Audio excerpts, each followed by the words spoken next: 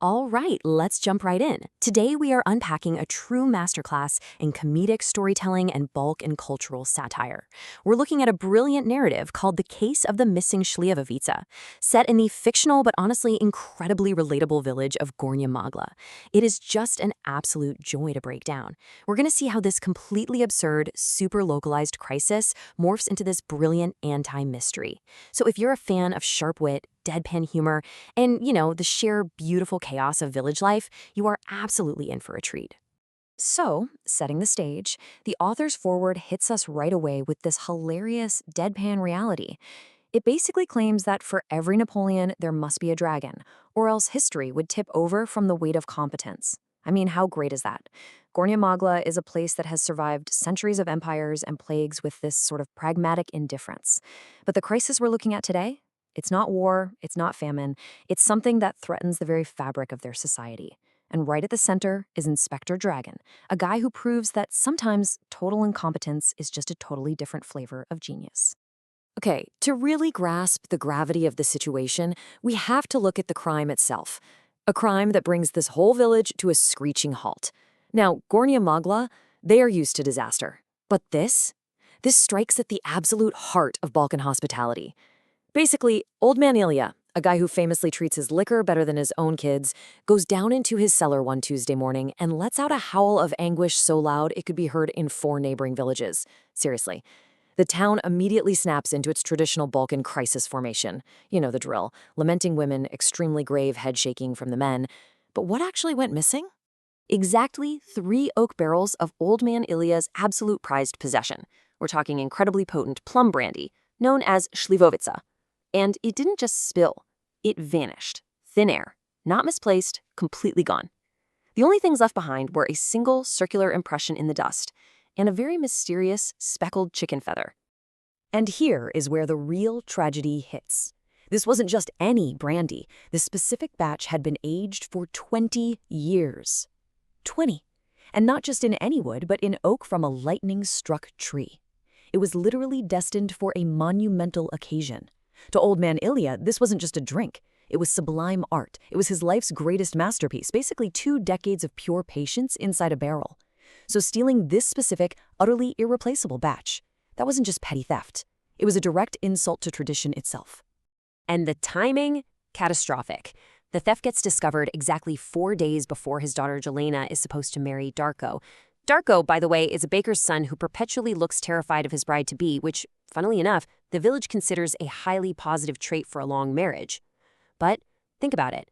Without that 20-year-old Šljivovica for the traditional toasts, the wedding is going to be a complete social disaster. They'd have to serve water. The shame would literally be eternal. So the village desperately needs law enforcement, and they need it right now.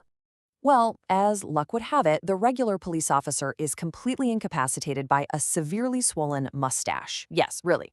So the village is forced to rely on Inspector Dragan. And Dragan turns every classic detective trope you've ever seen completely upside down.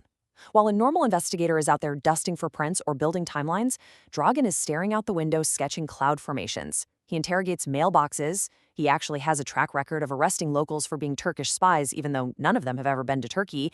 And when we first meet him, he's actively dodging an investigation into a missing speckled hen because, get this, he claims the hen established an alibi by laying an egg.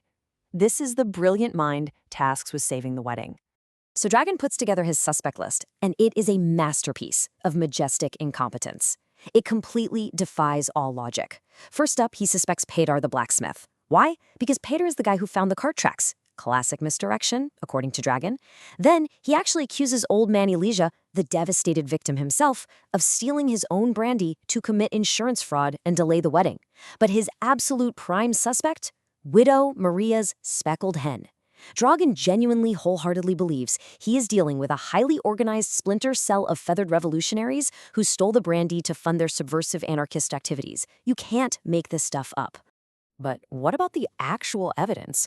Well, Dragan ends up leading this terrified procession of villagers, plus one very, very confused Austrian tourist who's just snapping photos, and he confidently pieces together this so-called trail of crucial evidence.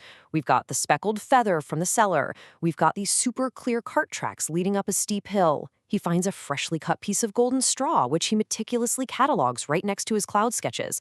And all of this leads to their destination, a wildly dangerous, structurally unsound windmill left over from the Ottoman era. The mayor is practically having a panic attack over the liability, but Dragan just boldly declares that justice does not concern itself with structural engineering. And yet, against all conceivable odds, Dragan actually manages to stumble upon a hidden root cellar right beneath that windmill. And boom, the 3 massive oak barrels are sitting there, safely stashed away. It looks like a stroke of absolute brilliant deduction. But in pure Dragan fashion, he completely drops the ball. He spots another speckled feather on the floor, and suddenly a whole flock of chickens wanders onto the windmill's main floor, led by none other than Widow Maria's speckled hen. Instantly, Dragan is convinced. The chickens have returned to the scene of the crime just to taunt him.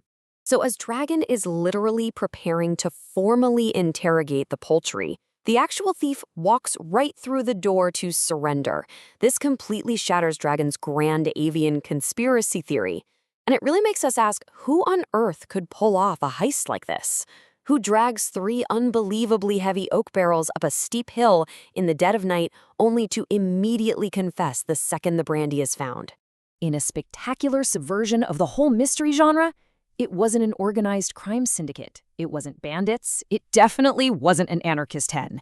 It was Darko, the groom himself. He just stands there in the doorway, looking terrified, completely exhausted, and honestly incredibly relieved, and confesses that he stole his own wedding brandy. And his reasoning? It is an absolute masterclass in character motivation. It really comes down to this perfect storm of embarrassment and pride. It beautifully mirrors that super common human condition, the desperate, desperate need to save face.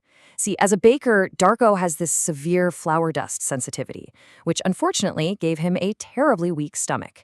He physically cannot tolerate strong alcohol.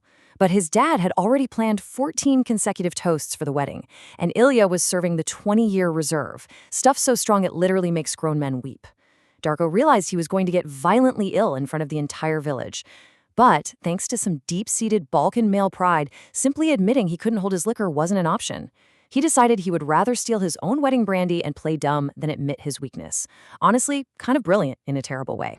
So what happens next? Instead of jail time, the pragmatic village institutes this highly effective system of Balkan justice. And this highlights something really important. Community justice often understands human nature way better than the actual legal system. The punishment is orchestrated largely by the bride, Jelena, who gracefully and maybe just a little cynically accepts her fiancé's incredibly idiotic but well-intentioned crime. The sentence is swift. First, Darko has to stand up and publicly confess his weak stomach to everyone. Second, he has to manually drag those 3 heavy oak barrels all the way back down the steep hill, completely by himself, while the entire village watches. And third, he is officially sentenced to endure merciless ridicule at family gatherings for the rest of his natural life. Honestly, social justice at its absolute finest. During Darko's agonizing walk of shame down that hill, he nearly gives up on the 3rd barrel. His body is just totally failing him. But then, in a rare, completely unexpected moment of accidental profundity, Inspector Dragan steps in and offers him this incredible piece of advice. He tells Darko, "Hey, stop viewing the barrel as a punishment. Carry it as a wedding gift to your future father-in-law. Bring peace to the village and joy to your bride." It is this surprisingly beautiful little moment, and it works.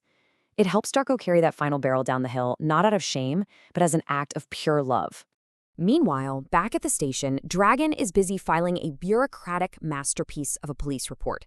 He gets super creative with the facts. Claiming total victory, he actually writes down that his dangerous exploration of the windmill and his intense psychological pressure are what caused the criminal to confess.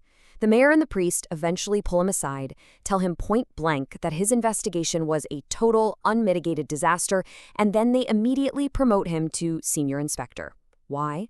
Simply because Dragan provided the village with the best entertainment they've had in years. He failed upward so beautifully. It perfectly captures that universal absurdity of bureaucracy, where unshakable confidence and a really good story often completely outrank actual competence. All right, let's fast forward to the wedding day itself, because this all builds to a chaotic but totally beautiful resolution. At 10 a.m., we have the traditional procession and the negotiation at the bride's gate. By 11 a.m., the vows are happening in the Orthodox Church. Darko is safely sober. Jelena looks radiant. Everything is going perfectly according to plan. But then, right at 11:30, Widow Maria's speckled hen casually wanders into the church. It struts right past the inspector, literally inspects the returned brandy bottles, lets out a cluck of pure judgmental satisfaction, and just walks right back out. And Dragan? He absolutely loses his mind. So as Darko safely toasts his new bride with a nice glass of wine, and the village dances the night away under the Balkan stars, we are left with this lingering, incredibly hilarious doubt. When we look back at Dragan's obsessive poultry investigation, the random feather in the cellar, the chicken randomly showing up at the windmill, and then the hen inspecting the brandy right at the altar, it really begs the ultimate question. Was Dragan completely and utterly wrong about everything, or were the chickens actually pulling the strings the entire time? Maybe the biggest takeaway from this explainer is that sometimes the absolute most absurd theories just might hold a tiny, unexplainable grain of truth. So keep your eyes on the poultry, folks. Thanks so much for joining me today, and I'll catch you in the next explainer.